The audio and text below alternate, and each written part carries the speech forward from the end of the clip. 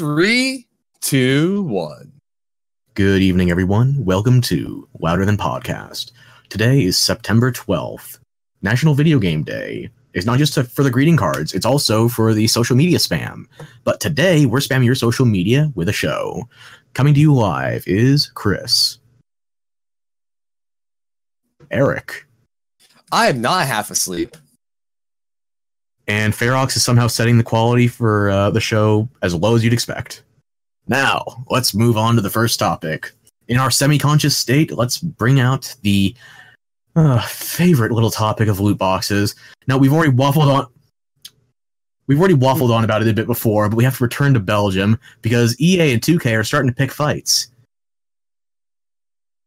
I wonder. I just can't wait for the CEOs to get into a boxing ring with the lawmakers. I'd put money on.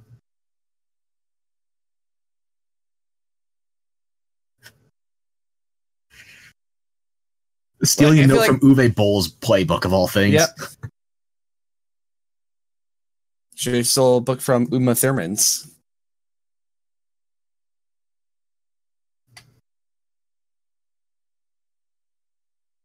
But yeah, so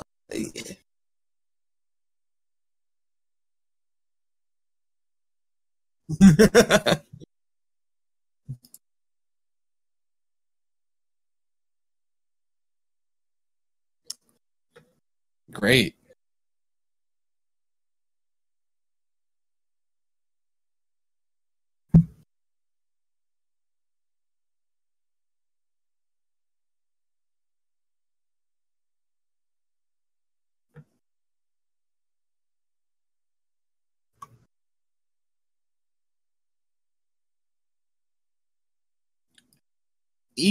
They're both doing nonsense. EA is not complying at all, while 2K is telling their fans "Hey, if you really, we really want you to message your lawmakers and change this for us."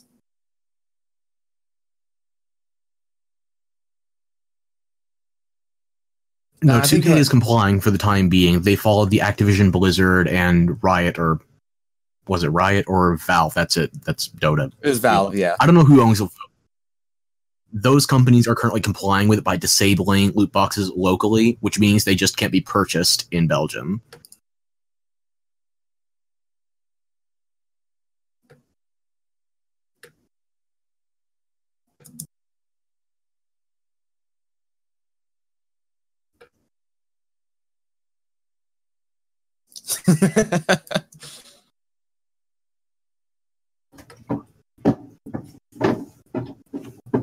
No, you're wrong.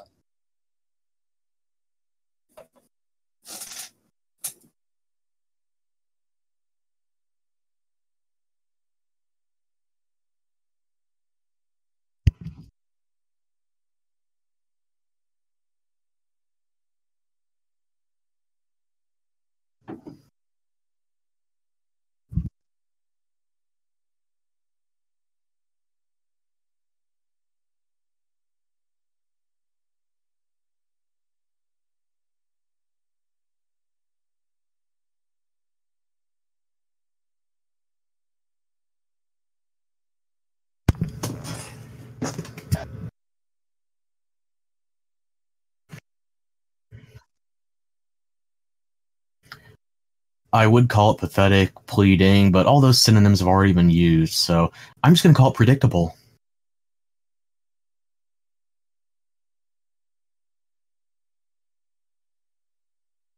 Yeah.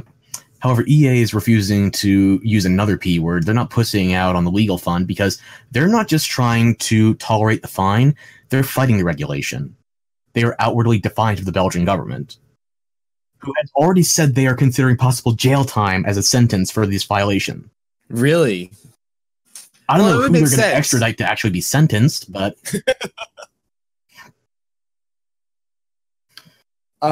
we all know it's going to be an intern. Personally, I would vote on sending that handsome Jack-looking guy, but they're not going to do it.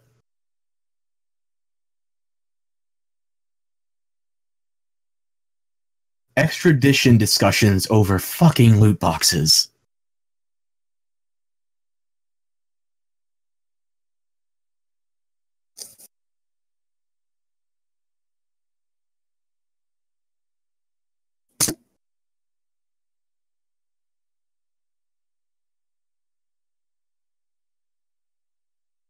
Hmm.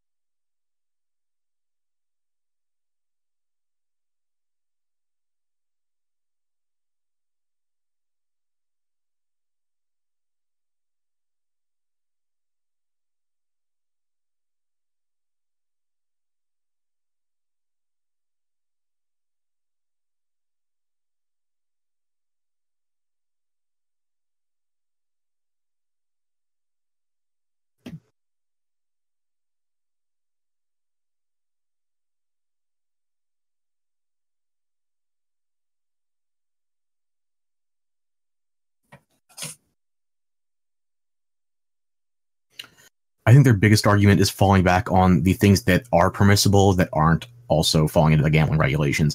Their biggest one, from what I've read so far, has to be booster packs for trading card games. Hmm. Like, it's a gray area.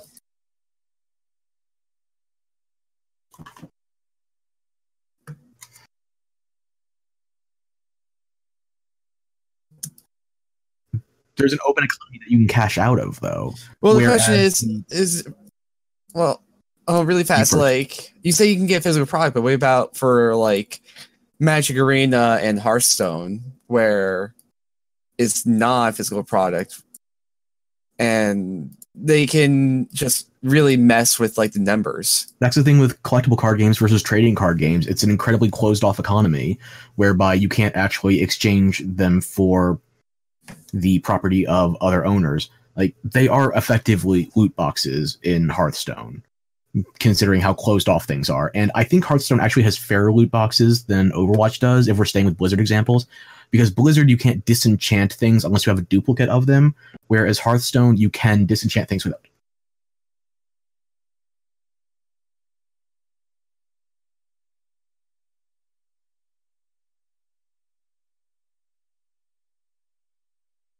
Yeah, I think that's...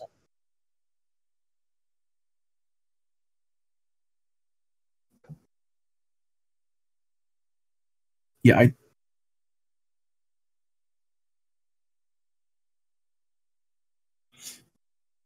From what I've heard, I haven't played Overwatch in a really long time, but for most souls that they actually stopped it so you can't get duplicates in game now. Only replying to the matter of duplicate legendaries, though. Oh, and it's just legendaries. That was a long ways after the game launched as well. Okay, gotcha.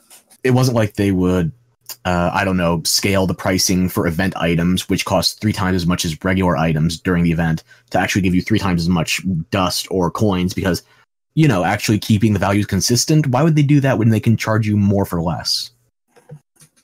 True.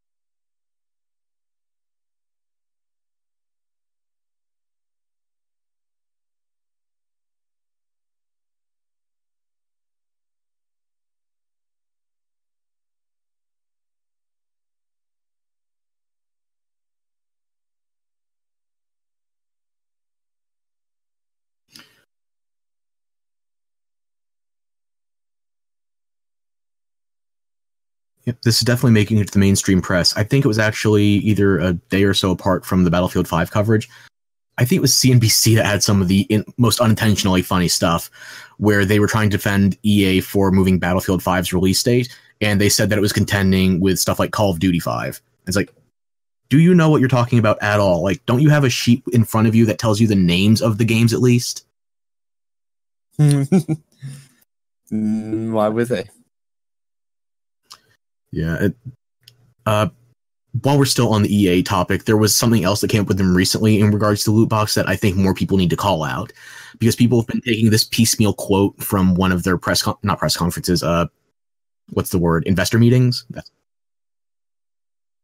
Or it's about like... Yeah, in one of their investor meetings, people have been quote mining them to say that loot boxes are gambling, when they were taking advantage of a hyphen over inaudible audio, and it was them trying to say which games they have included loot boxes in that are being alleged of gambling. Interesting. Okay. No, it was very selectively quoted, because that hyphen in there, it didn't even have to be an inaudible audio segment. It could have just been a sentence break, and it still gets the point across. So people are making it out to be as if EA is incompetent on top of being evil. I think it's just the latter. Not quite as cut and dry as a dude on Wall Street getting away with a massive Ponzi scheme whose name is literally Madoff, but this is just as laughable. So, like, do you so I have to ask you a question. Like, we all know that EA is probably the most controversial gaming company out there. Do you think they're doing this on purpose to keep their name in the spotlight? Kind of like a no press is bad press?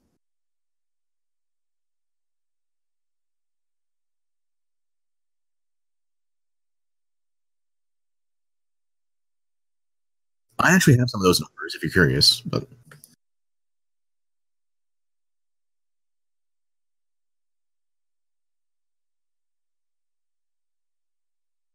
Because, like, I know Star Wars hurt them a lot, but do you think that was just some overreaching with what they've been planning this whole time, or do you think they're just really dropping the ball every freaking year? I think that this is coming down to them very poorly handling their press and advertising, because the numbers are actually positive for them so long as the Belgian legalization or delegalization doesn't spread.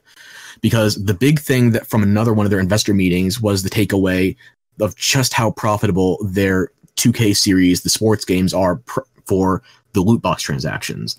They are making more for EA than their AAA games at retail combined. Like the overhead of Anthem, Mass Effect, you name it, every big name that isn't FIFA, Madden, NBA, whatever it is. Anything that's not one of those sports games with a built-in microtransaction, even if you put them all together, they're making less than the loot boxes, prying on the impulsivity of sports game fans. That is bonkers, by the way. There was also something with the GDPR regulations. I don't remember the exact article, but it was something how one of EA's players tried to requisition his spending records, basically his receipts, from buying loot boxes in one of his games, and he found out he spent over $10,000 on them for one game. Yeah. Bonkers. So, I guess these are the whales, right? Yeah. So EA is going to fight tooth and nail to keep their loot boxes, because that is the lion's share of what their company is bringing in right now. Yeah, it's like their bread and butter right now. Do you think the guy who came up with loot boxes got a raise?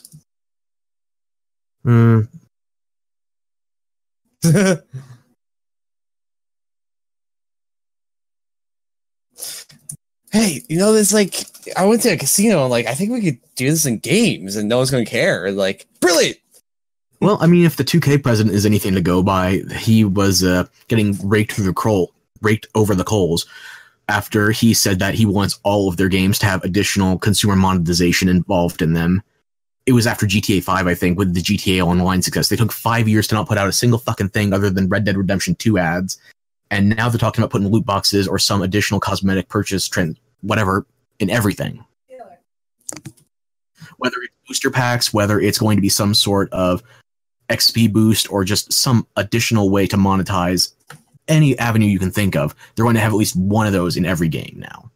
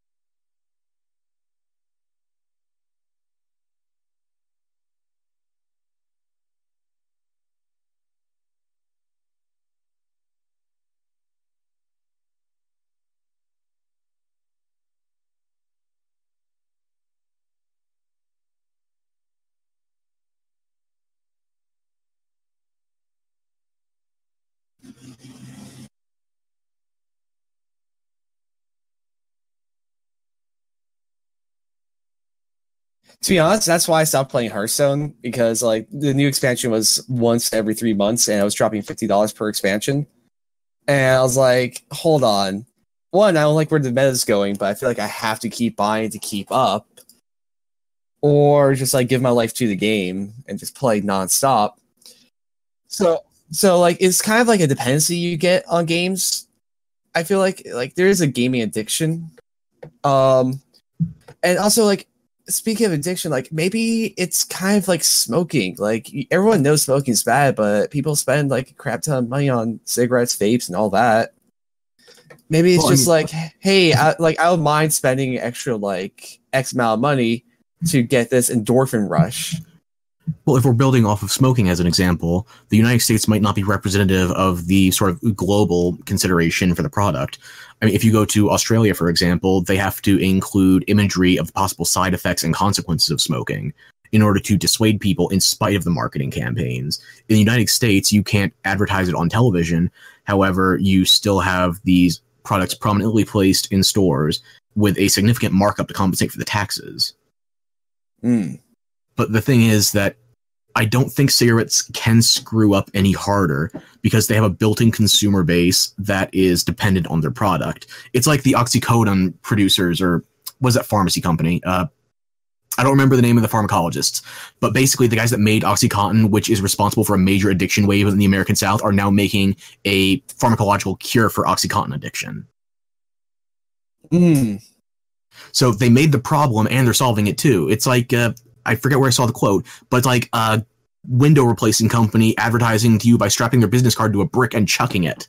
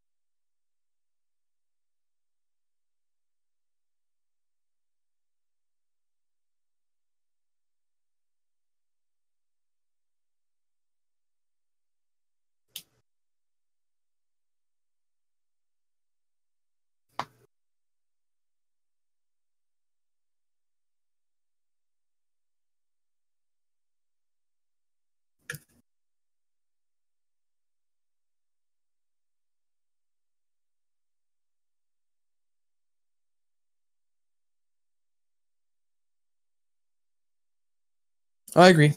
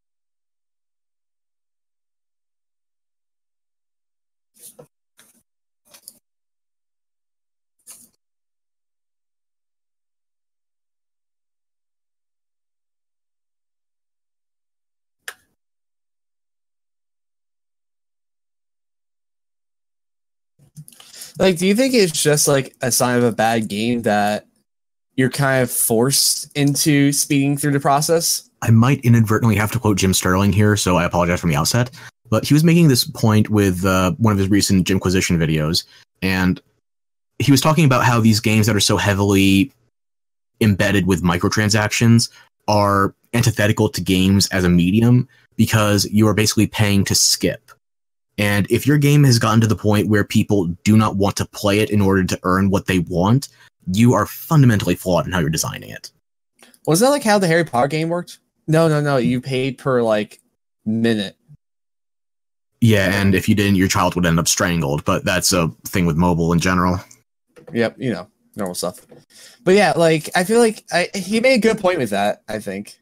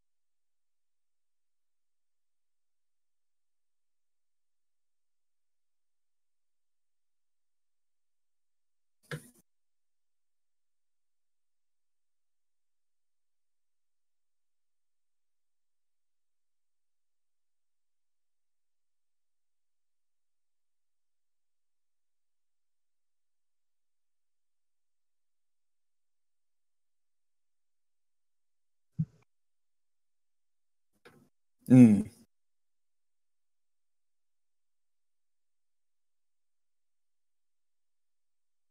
Imagine doing it for like albums where you like here's the album. By the way, if you want these things, I guess they do that in music, don't they?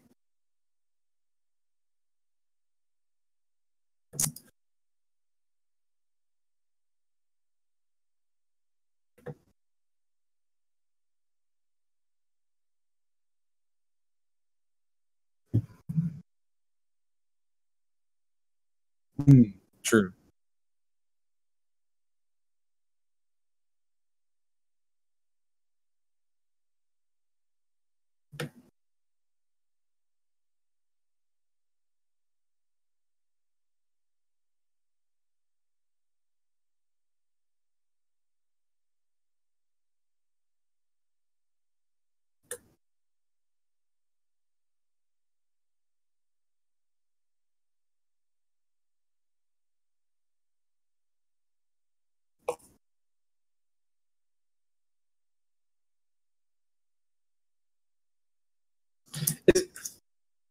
It'd be like the director's true vision for the ending.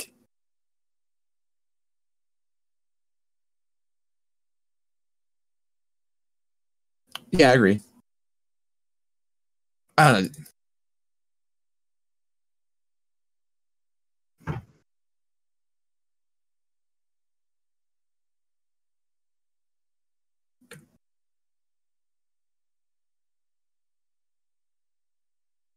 Hmm.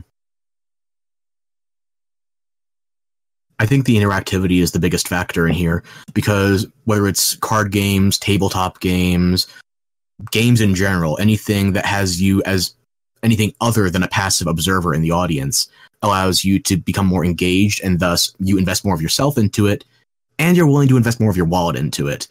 We were talking about trading card games earlier. I could not tell you how many thousands of dollars I spent back on Pokemon and Yu-Gi-Oh stuff from ages ago. Oh, same. And when it comes to miniatures, Games Workshop, I think it is, has been trying to fight a lot of the Chinese recasters for their plastic miniatures lately, because Games Workshop makes a lot of their profit off of the extensive markup they put on their figures. They don't paint them, they don't assemble them for you. You have to do everything yourself, so they're basically little model kits with negligible detail unless you yourself craft onto them. But people are willing to invest themselves so heavily into the crafting of their Warhammer and Warhammer 40k armies that they are willing to pay those extensive markups. I mean, even just model kits, they're not something that you interact with after they're assembled, but you make them yourself. So we're willing to accept the fact that we're buying a toy that has not been put together. I didn't know that was a thing. Yeah, 3D printing, Chinese recasters, they're all putting a bit of a damper on Games Workshop's business model right now. And considering Games Workshop isn't telling any original stories worth reading, and it's mostly just the fans generating worthwhile content for those franchises, there's not a lot to put money into at this point. Interesting.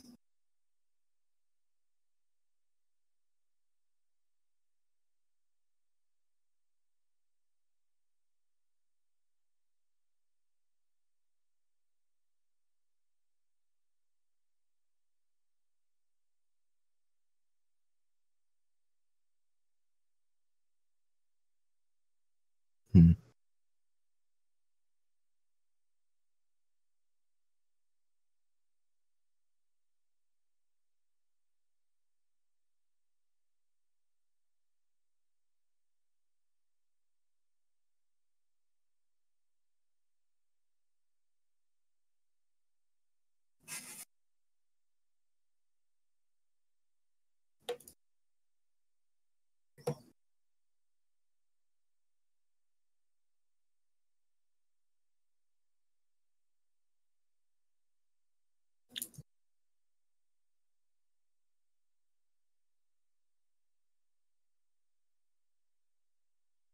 Eric?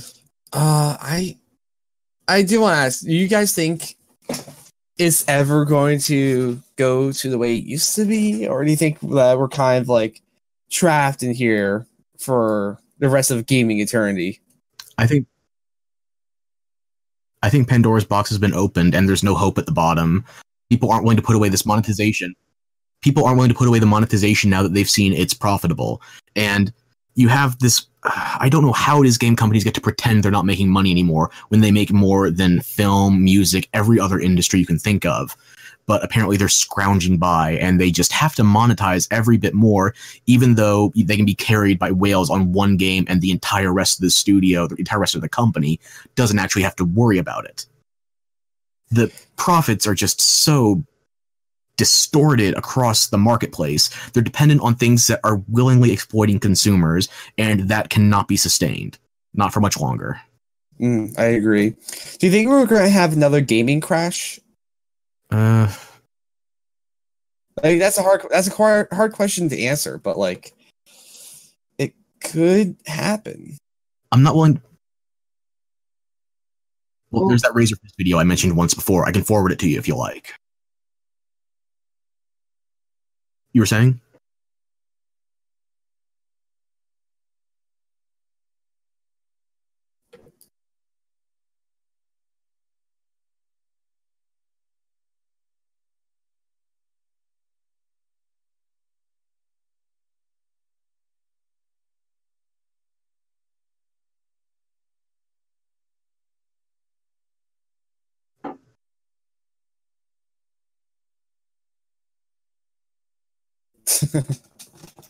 He lives.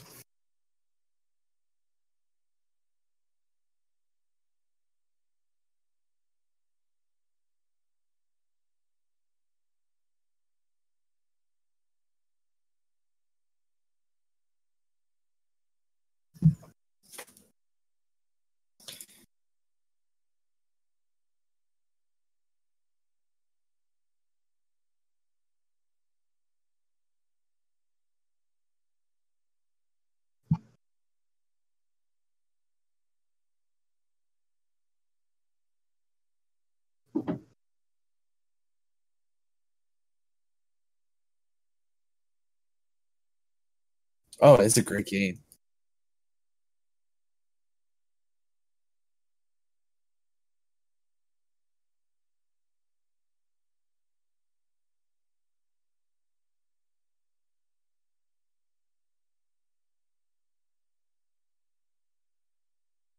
Hmm. I, I think as the general consumer savviness grows along with the marketplace, people are going to be less and less tolerant of what is just financially exploitative. We spoke about this way back when the show first started, but if you calculate the expense of your average season pass, your overpriced season pass for something like a Call of Duty or Battlefield, or the amount you have to spend to keep pace with a loot box based shooter like Overwatch or CSGO, then people are eventually going to figure out it costs more for some models than other. The psychology is going to fall flat in the face of just basic greedy impulses and what's the word? Just property preservation, trying to keep one's own self financially fluid. If I had to put a number on when the next gaming crash is, I'm going to say it's going to, whenever consoles are phased out and they try to migrate these policies over to PC, that's the next gaming crash. If I had I to can put a see year that. on it, I would say 2024, 2025. But we're not there yet. So I'm giving them till the end of this console generation plus one more. Hmm.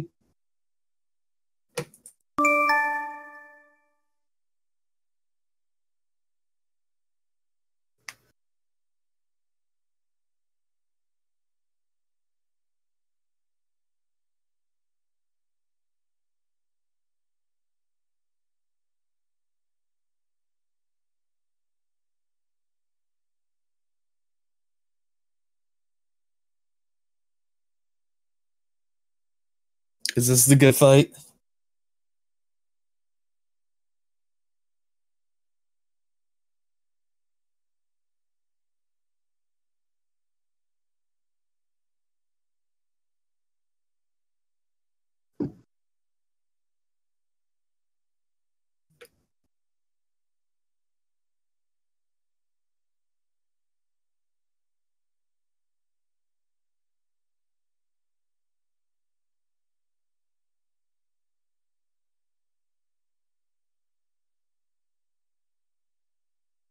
Yeah, I do. Yeah. You're a lot more realistic.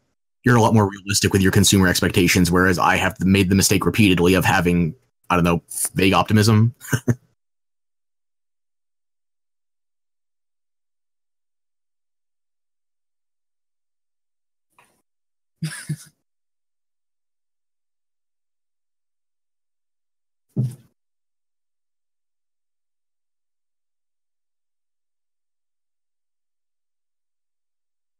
What's rootkit?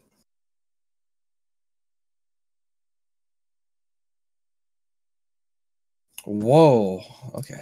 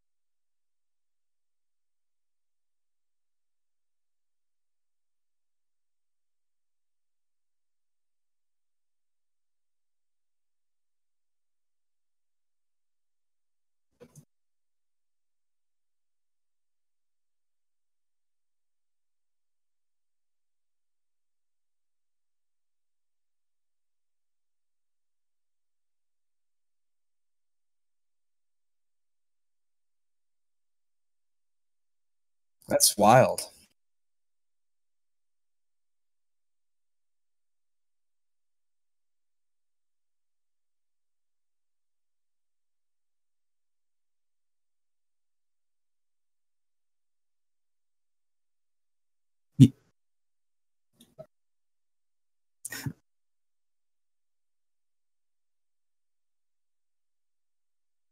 Yet neither malice nor incompetence is worth that kind of risk.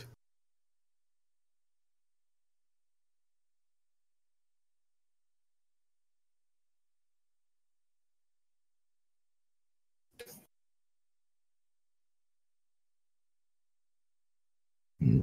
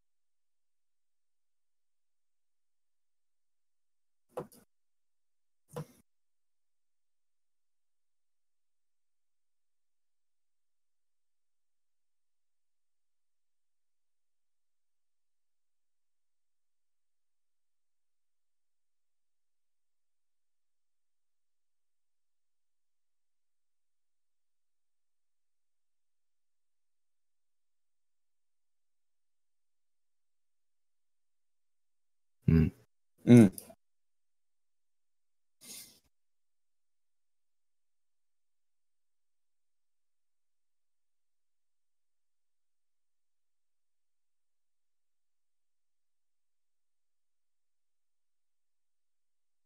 No, I agree. What was one thing that a game company did to you that made you like, I don't want to play your game anymore? For me, it was actually Marvel vs. Capcom when they released the Ultimate Edition a couple months later. I was like,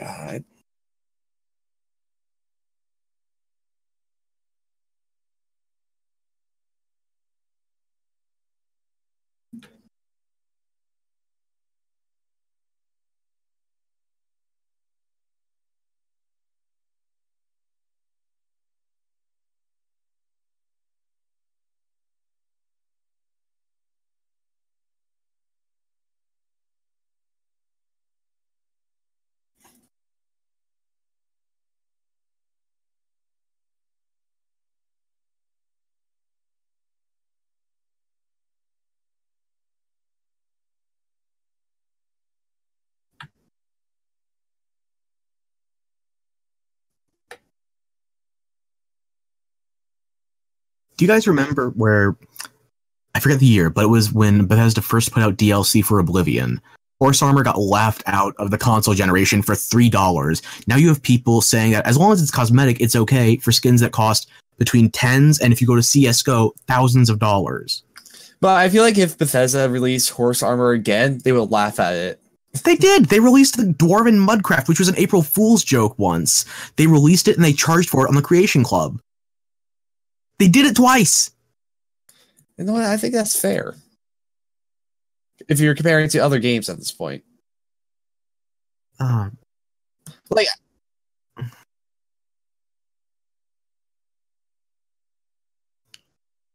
people are accepting them and they're just letting the goalposts move ever further back.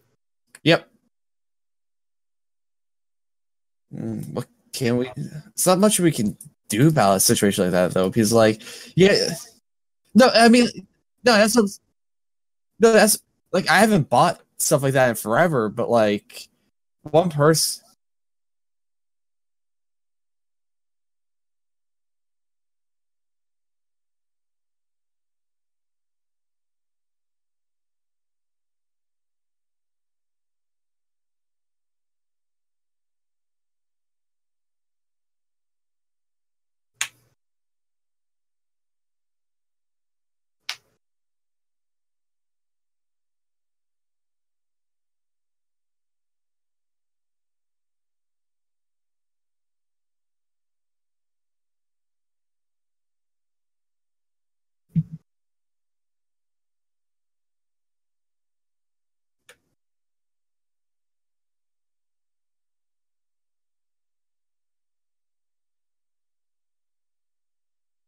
by not being dicks.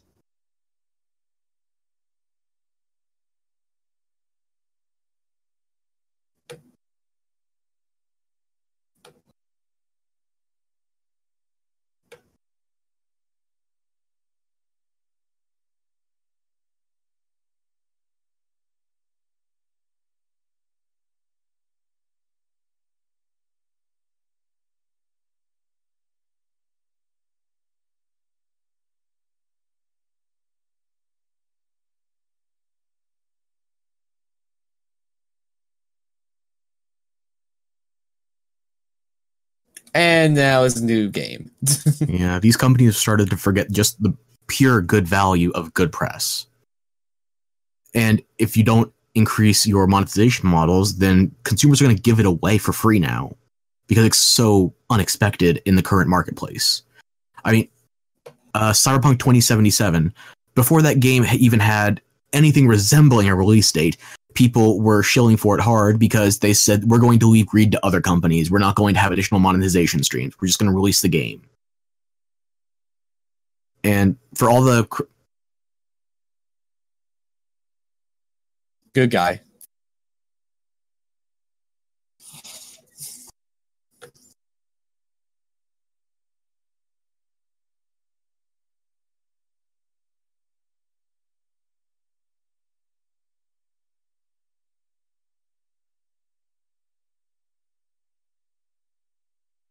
Yeah, all you have to do to be held up with messianic pride in the gaming industry nowadays is not be a dick to your customers.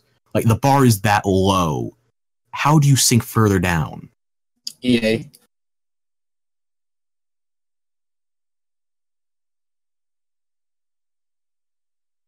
Ah, shit, you might be right. Elaborate.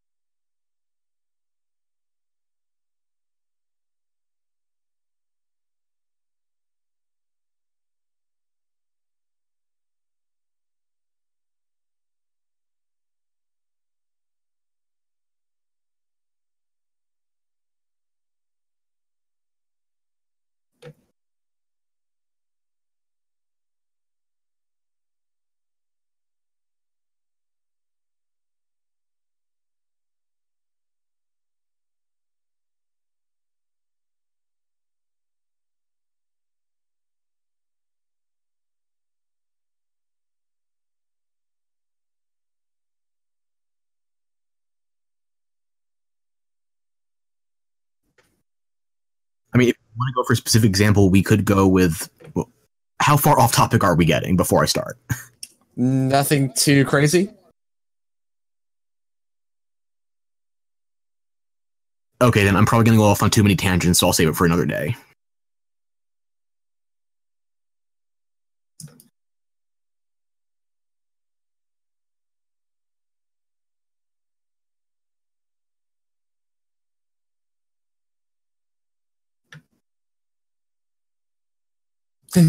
Yeah, like the best example was what's his name? Tom Howard? Is that Bethesda boy? Todd Howard? Todd Howard, yes. He's like, hey, if you want us to stop releasing Elder Scrolls, stop buying it.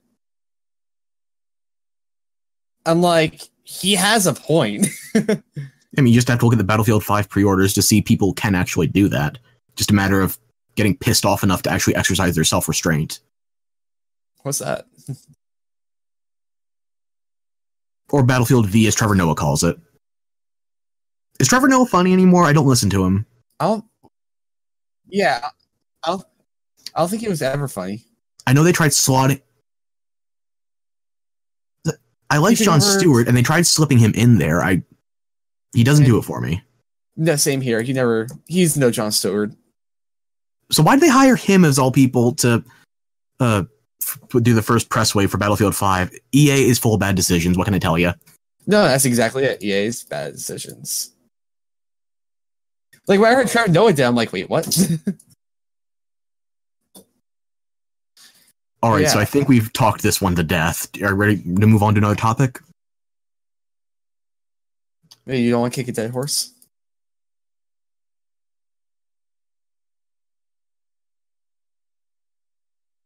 I'll have to say nay on the dead horse thing, but we can always migrate to the topic of IPs once they have unfortunately lost their creator to the passage of time. The second topic we're going to be talking about is specifically inspired by last month's release of The Fall of Gondolin. It was... And for those who don't know what Gondolin is... Oh dear fucking hell, why? I know it is, but I mean, like, there could be some people who don't know is Lord of the Rings. The Fall of Gondolin is the latest story to be edited and released under the name of Christopher Tolkien, J.R.R. Tolkien's son. And this has been cobbled together from his father's notes as well as the personal oversight of members of the Tolkien estate, much like the Silmarillion, which people still hold in high regard, and there have been numerous other books released in the Middle-earth canon since J.R.R.'s passing. The thing that made me think about this most was that The Fall of Gondolin is, and I haven't gotten it yet, but the release is what got me thinking about it. The Fall of Gondolin is starting to fill in a lot of the spaces where there was ambiguity, where you could use your imagination, and where J.R.R. Tolkien had left himself wiggle room for more stories. Whether he wanted someone else to fill that, or if he had plans for it himself, we can see he had some plans for it himself based on the existence of the notes. But the thing that's getting me wondering is, these are new stories in Middle-earth, and they're not going past the destruction of the ring. They're not going any later in the time than Lord of the Rings: Return of the King. This is pretty much like prequel stuff that you would expect from the Star Wars expanded universe.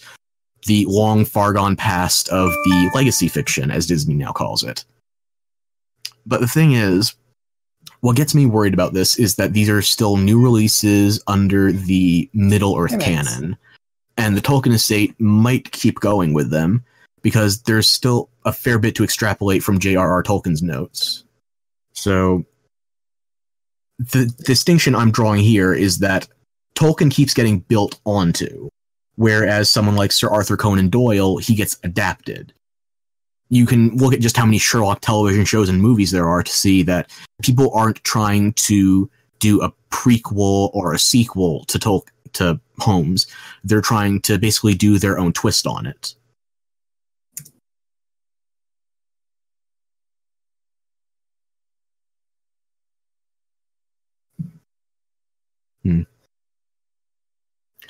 So, are you saying that you'd rather have people make adaptations of Lord of the Rings than the main story? What? Oh, okay.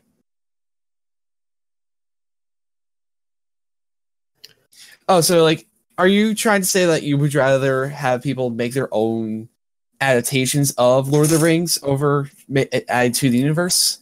This is one of the parts that's getting me tripped up, though, because it is Tolkien's estate, and this is his son that we're talking about. So if anybody would conceivably...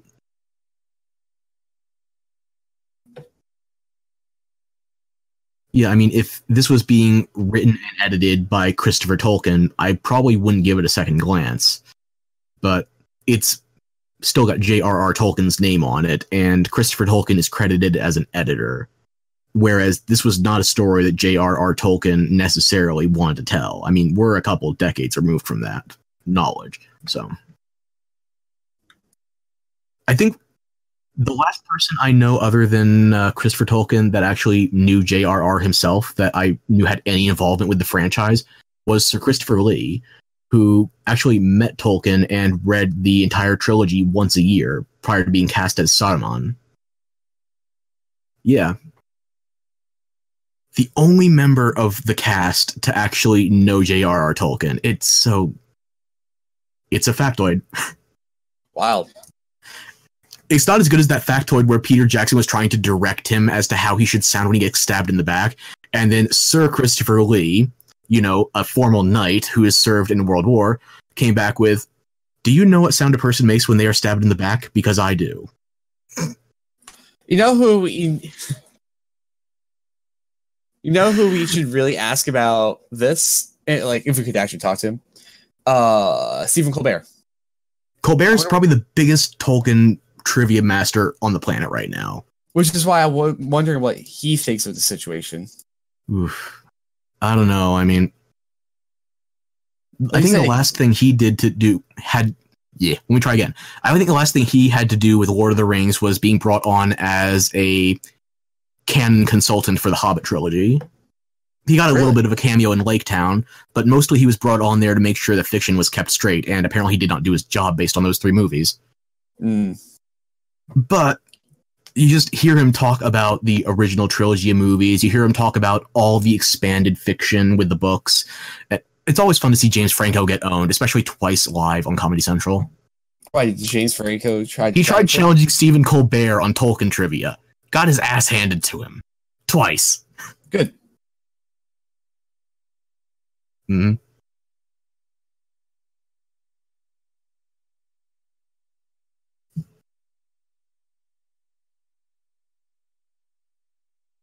From the family.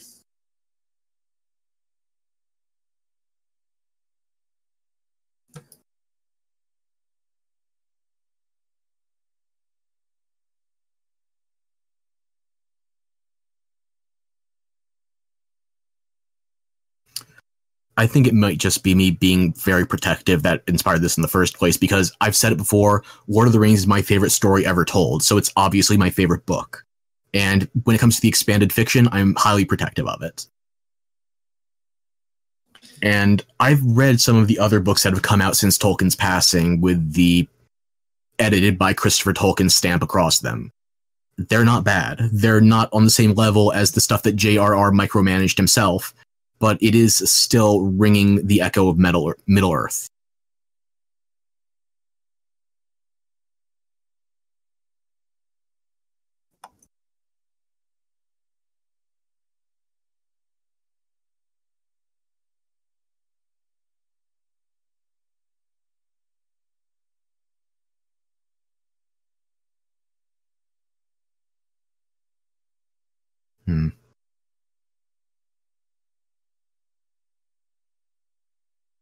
I don't know.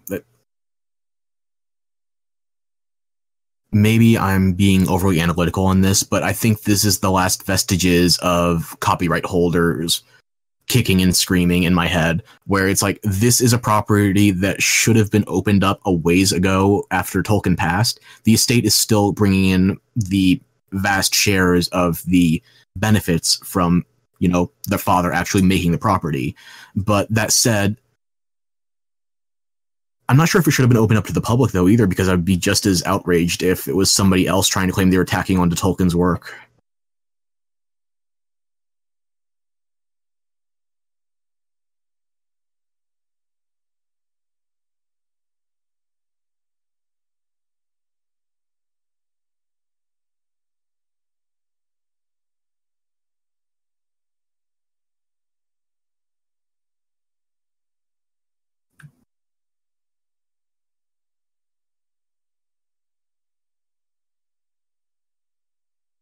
Yes. Do you think we can thank Disney for that?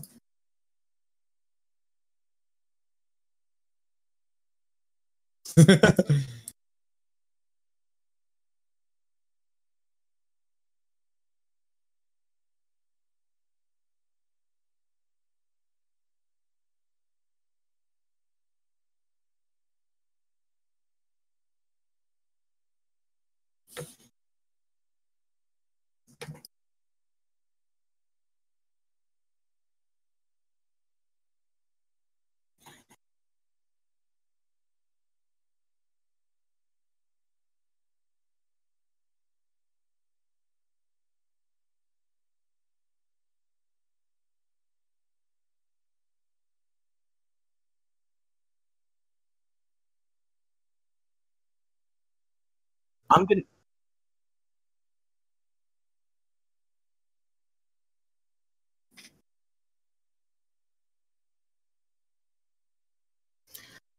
Okay, I think I get where you're coming at now. Can I use Star Wars for my example? Okay, so there is a ton of expanded universe fiction for Star Wars, and I'm not just talking about the movies and the shows, and I'm talking books mainly. And when it came to the expanded novels from before the Disney acquisition, it was hard to find a reason to jump into the books. There were novelizations for the hearing impaired, but really, if you were going into the books, then you wanted to see something additive, not just something that you could go to the movie and see an equivalent. That's why one of my favorite authors is Timothy Zahn. He not only adapted Star Wars into his own novels, but he added on to it with the Thrawn trilogy. And they even brought him back for the post-Disney Star Wars, where he did, and I think is doing another Thrawn book. I'm not a fan of the fact they rebooted it instead of continuing to add on, but the part of me... the part of me that's getting hung up here is... with Star Wars, prior to the Disney acquisition, it was always adding. It wouldn't invalidate your fiction. It wouldn't invalidate your favorite parts of the property. It would go...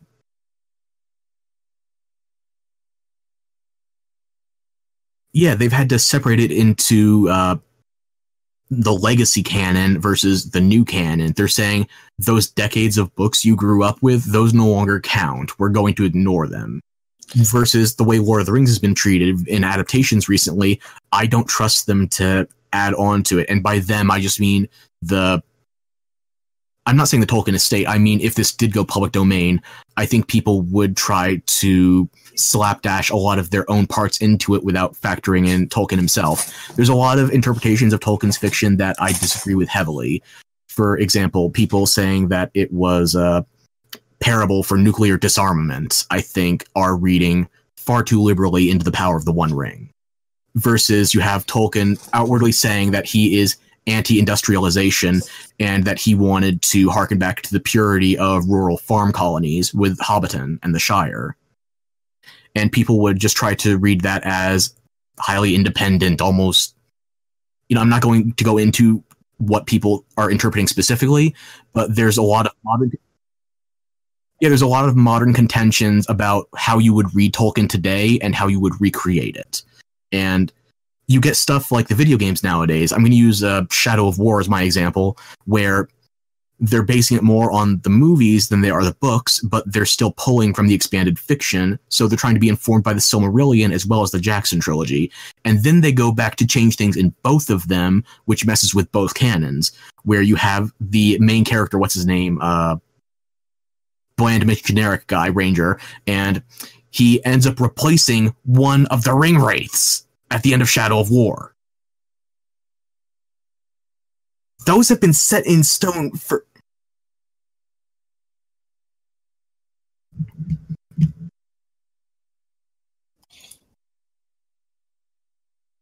So you get...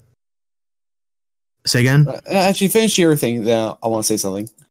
So you get the games that are trying to rewrite the fiction, and you have the movies which are already contended by the Tolkien estate. They're considered masterpieces of cinema, but they're treated by Christopher Tolkien as if they're just brainless action movies. And now we're on the cusp of Amazon doing a Lord of the Rings adaptation, and I do not trust them with their streaming service. I have not seen anything to justify the subscription, so chances are they're going to do the CBS Star Trek Discovery thing of writing controversy, and thus they're going to either rewrite or they're going to go vastly, tonally, thematically out of left field compared to the rest of the fiction.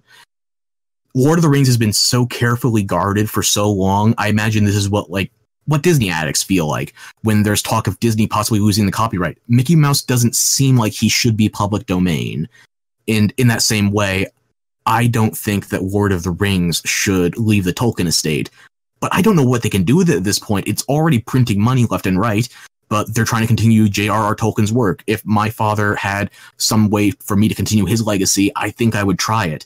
And I just feel like it's being pulled in every direction at once. So I feel like with copyright, why can't it be kind of like how Marvel treats its comic books, where they have different artists working on it, and if the story is not canon, it's not canon, but people can still write for it. You know what I mean?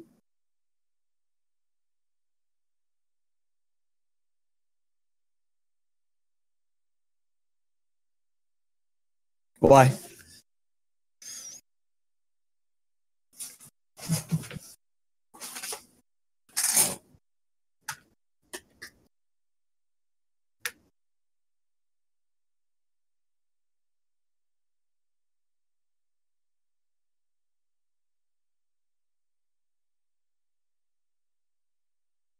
Well, like,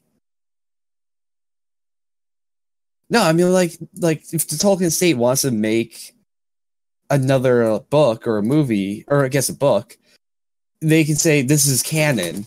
What John Boya made is going to be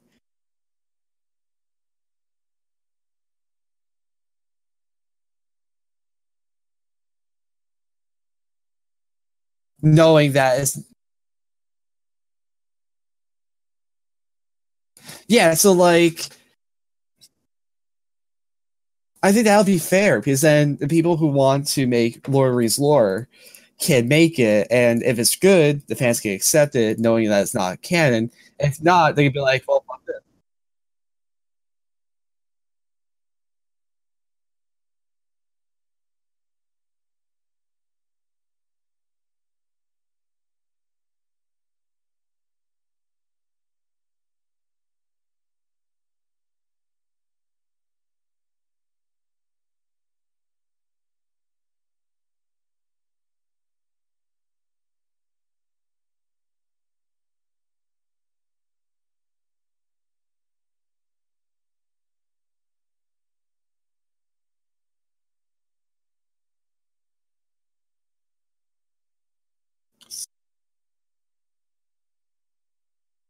I really like Jurassic Park.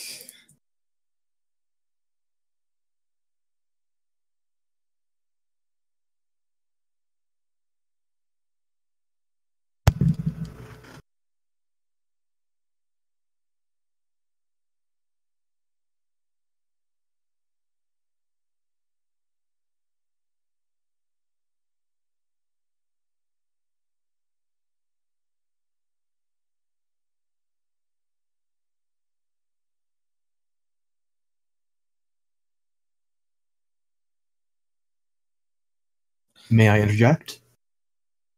I think we already have something analogous to that with the existence of Jurassic World. The first Jurassic Park movie was an adaptation of a Michael Crichton novel, and since then they've built onto the basic movie cinema canon versus the literary canon. They've branched off in two vastly different directions. So, like, actually, also, I think a big thing we could look at is anime because, like, yeah.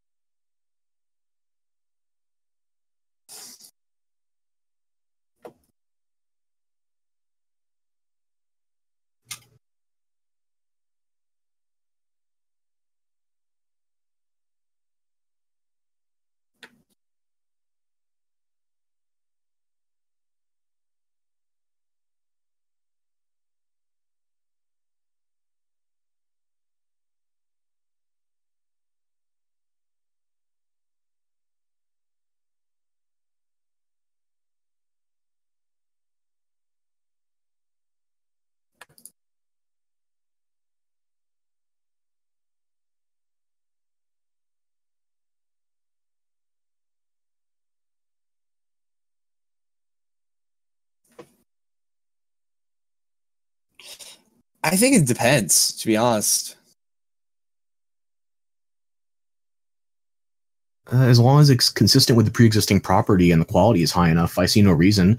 The Axanar project, for example, one that was axed from the Star Wars fan community because the brilliant planning at CBS tried to get it stricken down for copyright. Uh, that was considered competent enough to fit within the canon. It did not counteract any of the pre-existing fiction. It fit within it and even explained some questions that were left unanswered by the fiction, and did so in a satisfying manner with high quality, high acting, good special effects, you name it. So while it's not officially part of the Star Trek canon, it was accepted.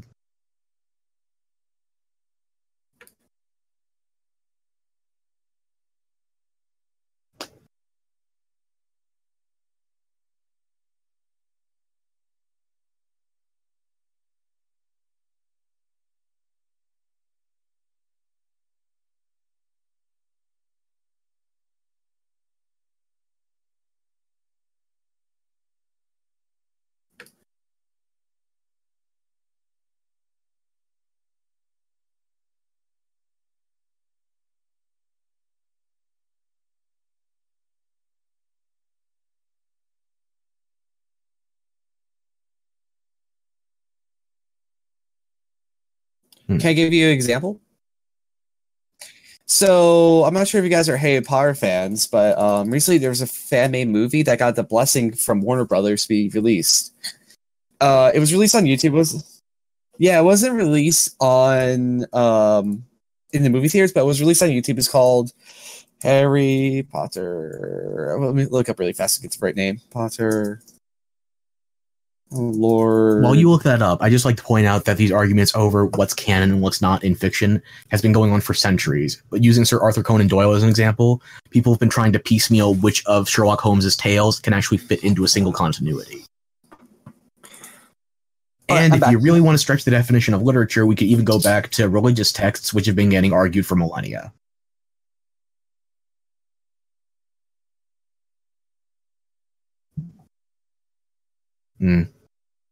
So okay, I'm back. So the movie that got the okay was called Voldemort: The Origins of the Heir, which pretty much shows like the last couple of years of the school where Voldemort leaves Hogwarts and how he ascends to his dark power, like dark reign. It's not officially part of the series of like the universe, but it got the okay from Warner Brothers, I believe, to be posted and not be like copyright infringement. I watched it and like the fan base is divided. I don't like it personally. I thought it was kind of dumb. But when you're starting with a Harry Potter base, how good can it be? Oh wow, shots fired. But yeah, so I don't really accept it, but I feel like if it's accepted by Warner Brothers, does that mean? Yeah. So like, I'm okay with that. I'm not mad that they made this, but I'm like, hey guys, if you made it, you put effort into it, sure, good. I'm happy for you guys. I think it should be fine. And if someone did that for Lord of the Rings, I'm okay with that. Or if they did it with Star Wars, sure, go for it. But like, unless like the main creator is like, yeah, this is good enough to be part of the canon, I don't think it's a big deal. And for the anime thing I wanted to talk about was OVAs. Not part of the canon, but I think they're made by the blessing of like the original creator. I'm not exactly sure how that works, but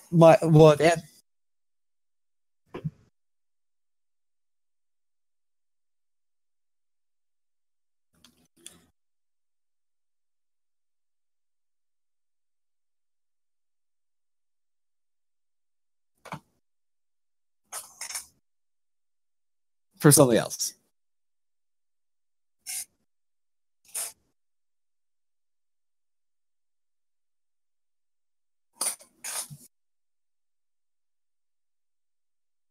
So, really fast. Let me finish that really fast. Best example, for me was Saint Seiya. Like the show is fine and all, but they had the OVA called Lost Canvas, which I actually think is better than all the official series put together. The art style was better. I would say it has the best art style of any of the show, any of the seasons of the show, OVA or not. And the show's been going on longer than Dragon Ball Z. And I feel like this, and it's not canon. Like I'm okay if someone made a quality piece like that for Harry Potter, Star Wars, Lord of the Rings, so on. I would be like, okay, I would accept this, and I would defend it.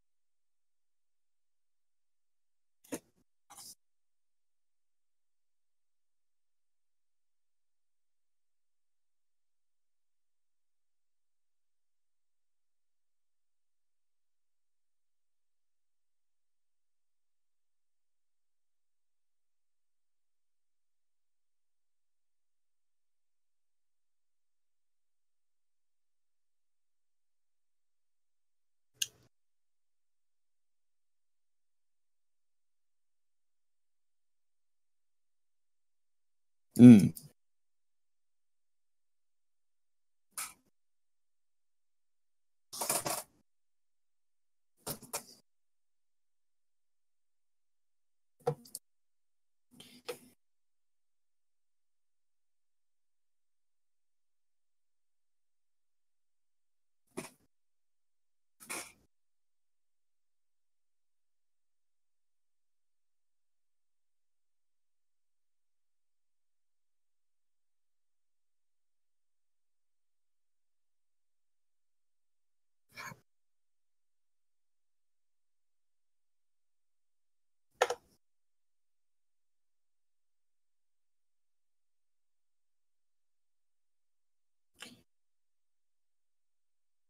Oh, I saw that.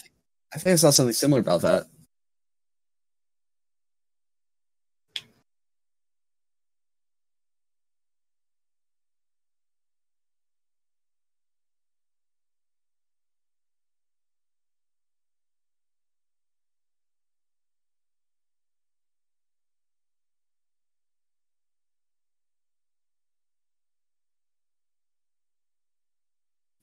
Did that also happen to SpongeBob?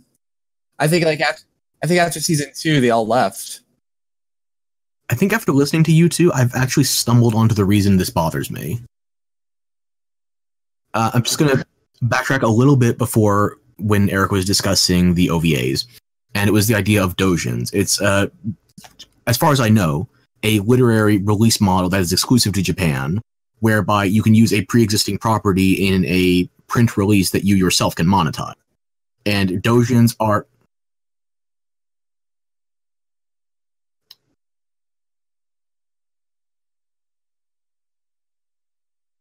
Okay, thank you, because I've seen dojinshi before. I'm not sure if that's the correct word. I haven't translated, but...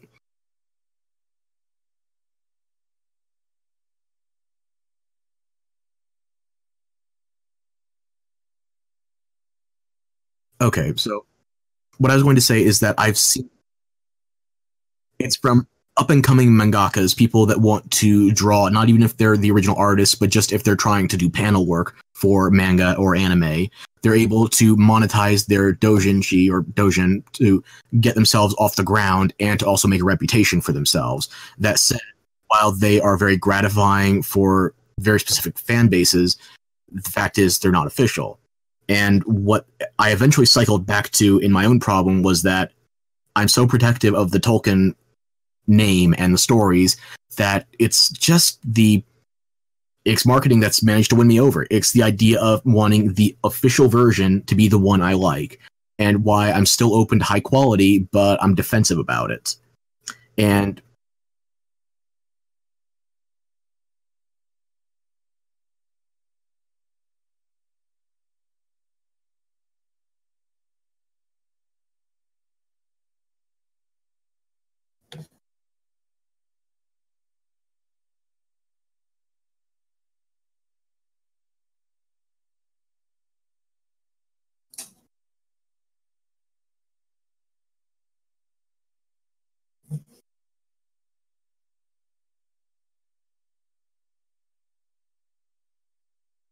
for the sake of Yeah. the example, sure.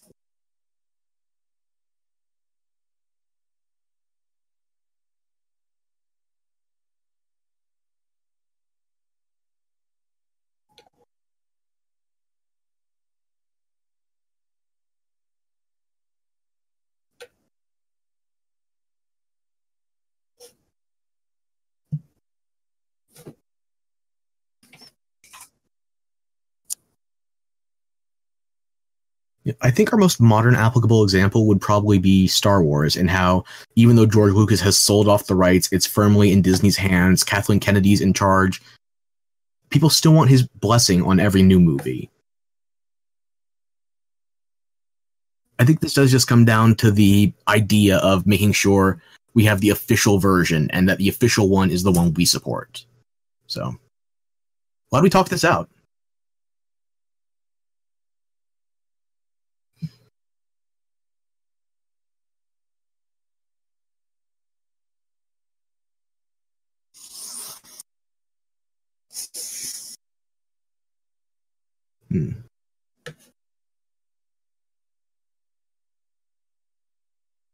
Yeah. Occasionally I stumble into a good idea. Fuck you. Photoshop is breaking on me. I'm very angry right now. It's like this new version of Photoshop is so buggy and it's driving me up a wall. And now I have to like did all this work and I'm not sure if it's gonna save. No, it's been like this for a bit and it's really frustrating. Hey, if you want to trade me your Adobe license, I'll send you my Magix photo story. I make no guarantees of quality, but it's not Photoshop. I'll just redo all this work, I guess.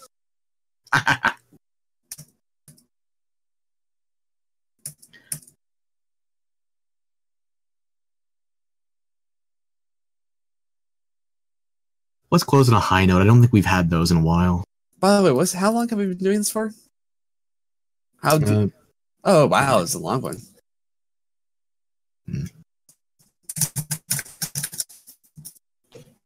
Please work. It's like freezing and I'm so mad. You open Keylime instead of hello world, it's just please help.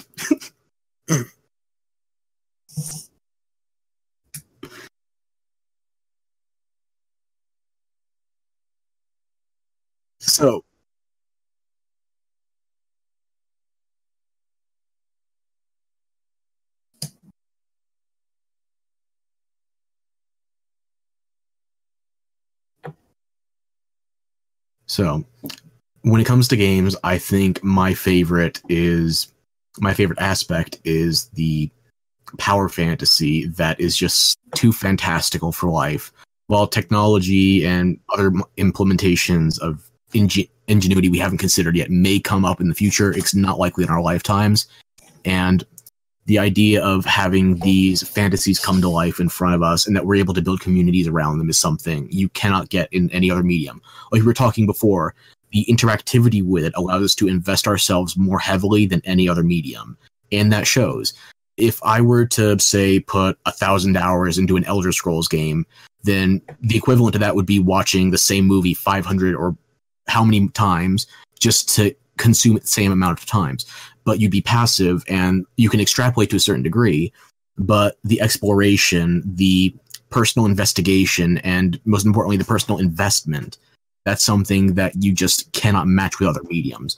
The closest I can find as a comparison would be television shows that have gone on for 20 plus seasons like soap operas, although I don't think those are direct parallels, or perhaps more applicable would be comic books, whereby you get franchises that go on for hundreds and in recent memory even thousands of issues. The idea of just acquiring them as well is so ingrained into the culture. That said, you remain a passive reader in that experience. It's not as if your interpretation of the character allows you to change how the superhero of your liking is going to act. Whereas in a game, you're able to roleplay, provided the developer actually gives you the wiggle room to explore it. And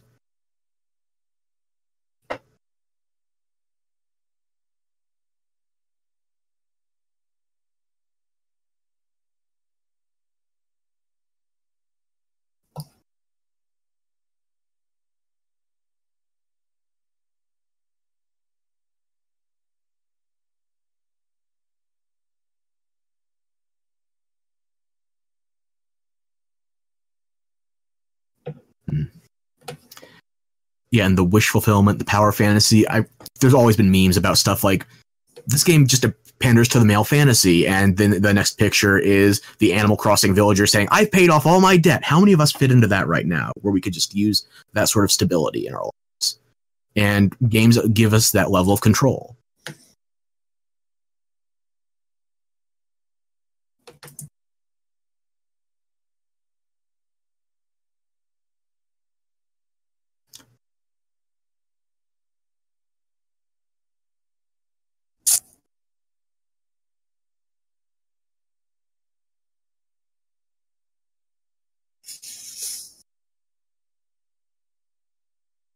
They TV. I think it's the broader parts of it that appeal to me as well. Like, my favorite game, I'm holding it up right now, was a graduation gift from my mother. And it's a copy of Bayonetta 2. And just the idea that you could always be that strong, that you could be this precise, this fast, that you don't have to worry about the mundanities of average life, and that you're just on a fantastical, whimsical adventure with purpose that you actually play a part in. There's a lot of things I'll complain about in the game, although not as many as you'd think, because obviously I'm going to pander to it, be my favorite game. It does so many things right that just makes me enjoy it all the more. It's vibrant, it's whimsical, it makes me happy to play it, and there's a community out there that's willing to share in that experience.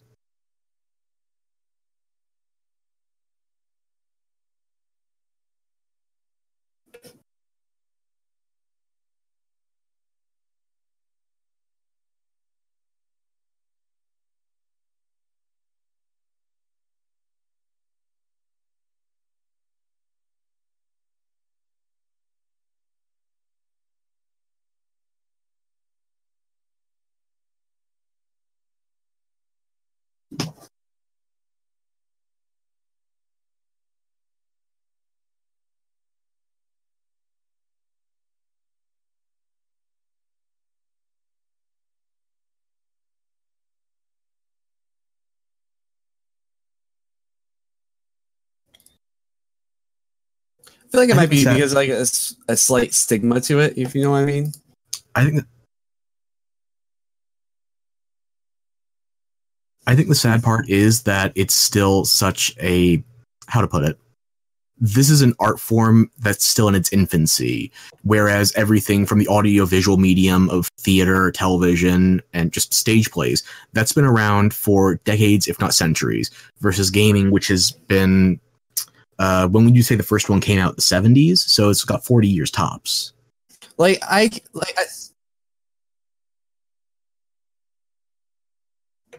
Okay, that's true. So it's like 50 years. That's not enough time to build up the sort of academic background where if you ask someone if they like a specific band, you can expect a yes or no answer. If you ask someone whether or not they like music at all, you're going to get stared at because it's intrinsic. It's just a facet of artistic expression and entertainment that is expected. Everybody has something. If you ask someone whether or not they like a TV show specifically, maybe they don't even like TV at all, but there's got to be a movie or a play or an opera or a ballet or something that they enjoy taking in as well. So, like, I remember our history class, a kid actually asked our history teacher, like, do you think gaming would be art or is art right now? And she just laughed at him. So, like, we're definitely not there yet, but maybe eventually.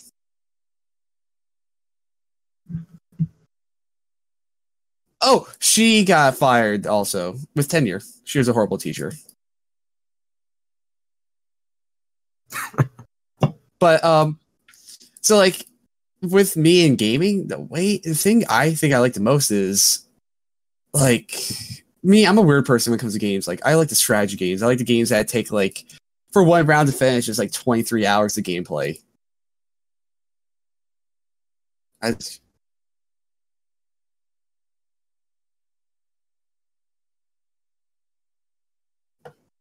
Ooh. If you figure out the yeah.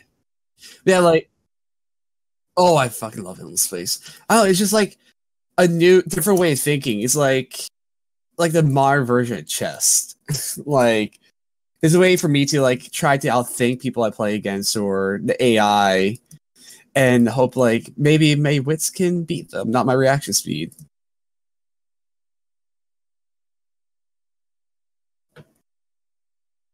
Can't.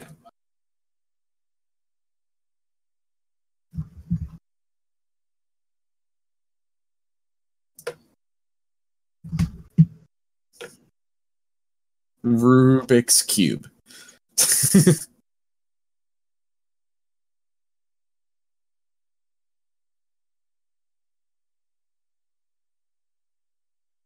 I can't remember the name of the facility, but they had actually been trying to solve a DNA folding issue that was intrinsic to a medical disorder. And while their researchers weren't able to figure this out for years on end, they tried to program something equivalent to their diagnostic procedures into a game. They put it out to the internet and they solved the disorder. Really? It's just that level of problem solving that is not encouraged by other mediums because they don't involve you as much. Games, whether you're talking about card games, tabletop, you name it, these have been much more involved human activities for a while, and it's a shame they're so heavily stigmatized to be seen as childish.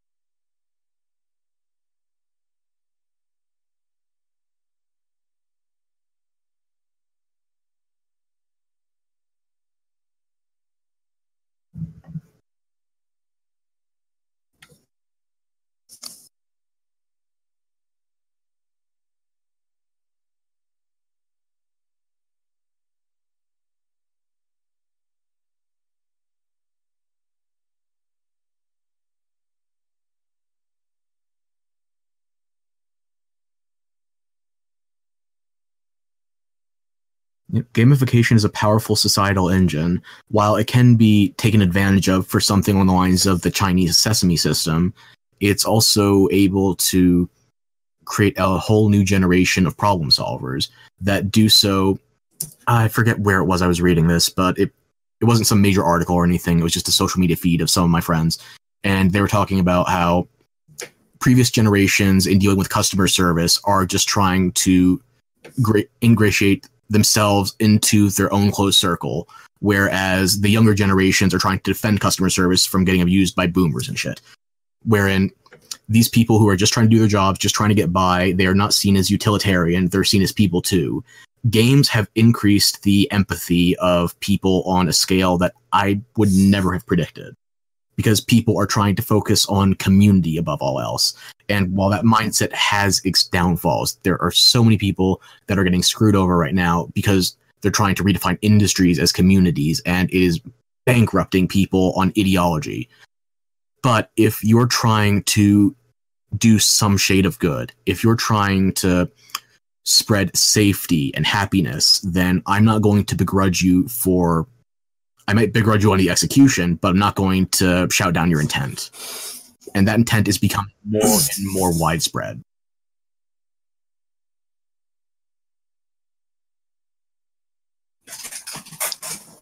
Indeed.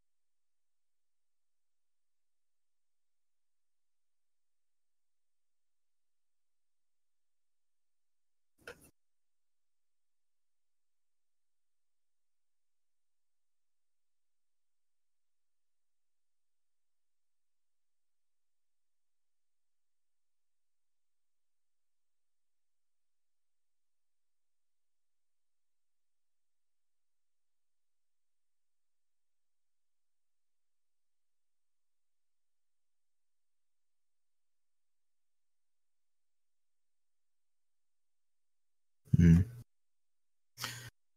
And I think above all else, we have to tout the escapism of the medium too. In recent years, we've even gotten to the point where handicap-enabled controls are becoming an industry standard. Like the PlayStation 4 and the Xbox One have designated controllers for. Actually, the Xbox One has a designated controller for it, but both of them have very specific option sets to enable people for any variety of physical disability.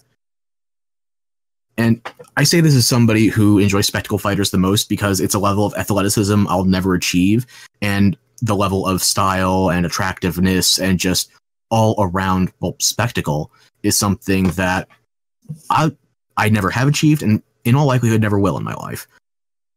But I could only imagine that compared to my sickly ass, you have someone who has legitimately no way out of a hospital bed.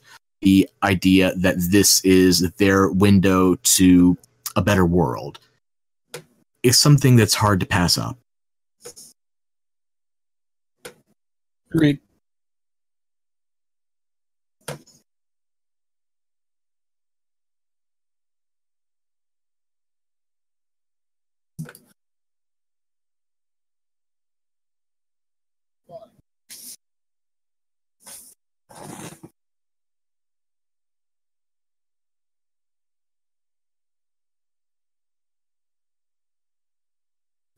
Oh, that's wild.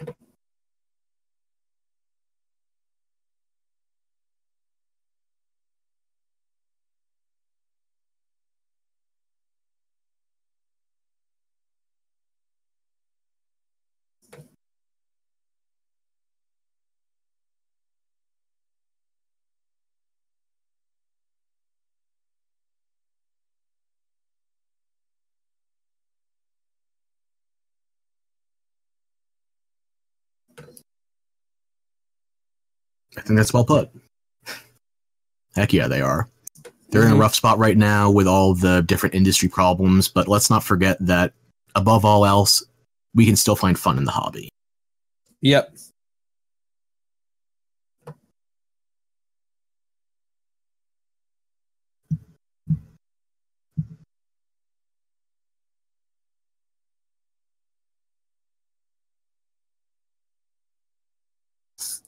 Yeah, like if you Don't ever look ruin at my image. I'm a full-time asshat. like if you ever look at our private group chat that we have going on, it's usually like, oh man, this is pretty awesome. Should we talk about it? We're like, no, we got more important things to talk about.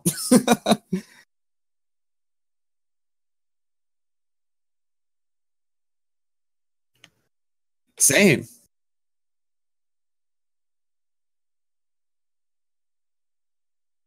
Really? Really. Mine was Sonic on Genesis. Mine was probably the original Super Mario Bros. On the NES. That was my mother's, though. The first one that was ever mine expressly was Pokemon Yellow.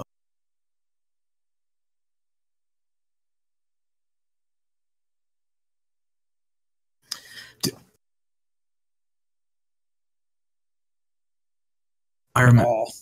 I still remember this one time. It was my sister and I, and it was a school night, and we were playing Super Mario Brothers, and my dad was in the room too, and he asked us if we were ready to go to bed, but we wanted to see further into the game, but we couldn't get that far because we were still little and learning, and he offered to show us the ending. So we stayed up late. We regretted it in the morning, but we actually watched our dad beat the original Super Mario Brothers when my sister and I were too little to figure it out.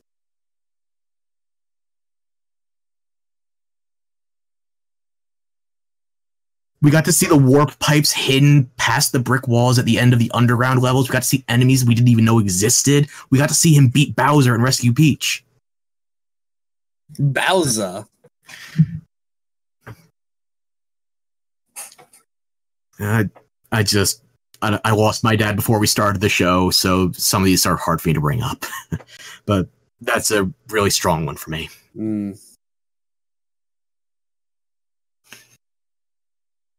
Fucking hell, I'm crying now. My image is ruined.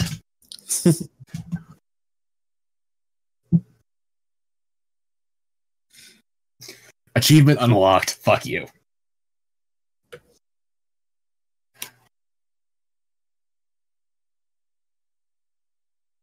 Yeah, he wants to be Kick-Axe.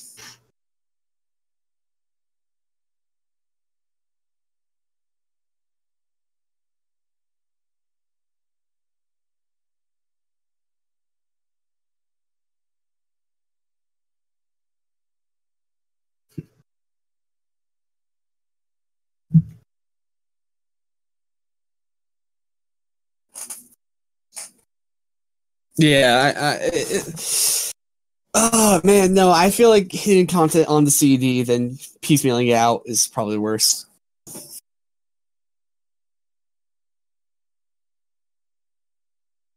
Is worse, yes.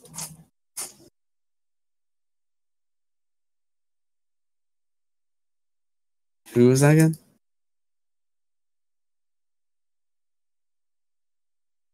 For real.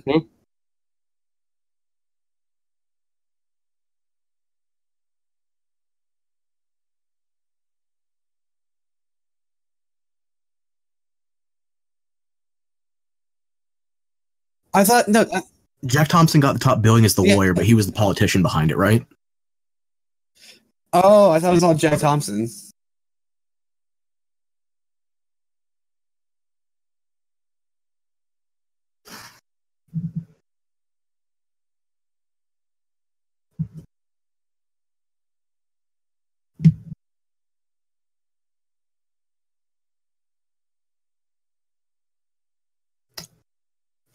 I'll check it out. I think Thompson had the better sound bites, though, when he got quoted with stuff like Murder Simulator.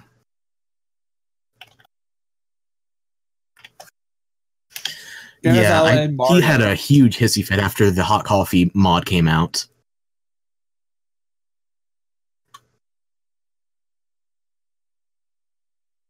I'm looking up the... Yeah, I'm looking at the Lieberman quotes from 1993, and he's saying he would outright ban violent video games on a constitutional basis. Exciting. Yeah, this guy wasn't as memeable as Jack Thompson, but he was really high up there.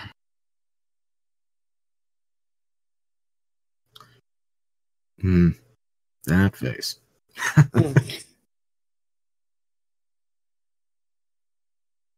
The ESRB was founded specifically in response to Mortal Kombat, which...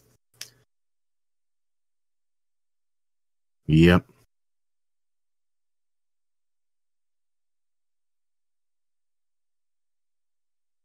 Oh.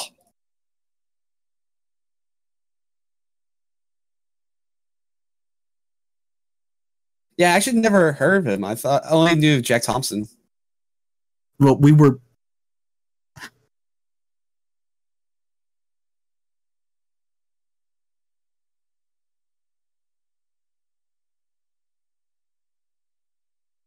What do you mean? It's very wholesome. What do you mean? Mortal Kombat was a very wholesome game.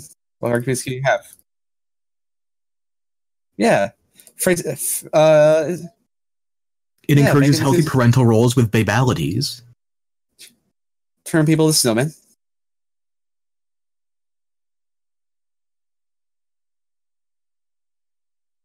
Yeah. I need food. We're going out on a high note. We have all this happy stuff, and you fucking broke me. So we're done. It's been a good chat, though. Is that more like Hulk Hogan, though? There you go. Hell yeah, brother. All right, let's do it.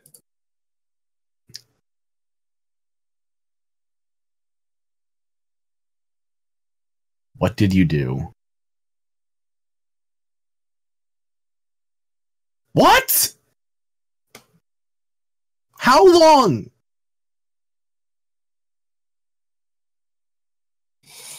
You have to.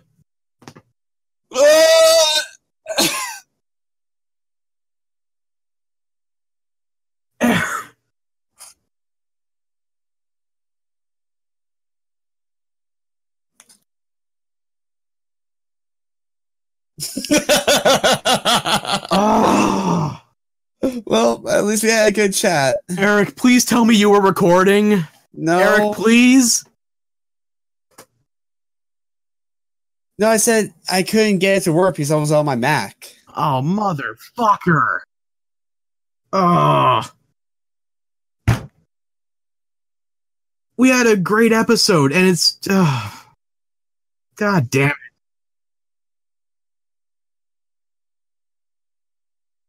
You just talk over everything.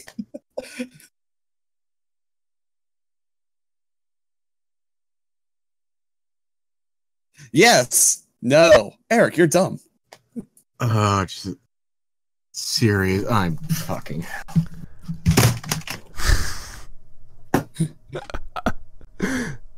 I just enabled it. We're getting recordings now. Great. Bye, everybody.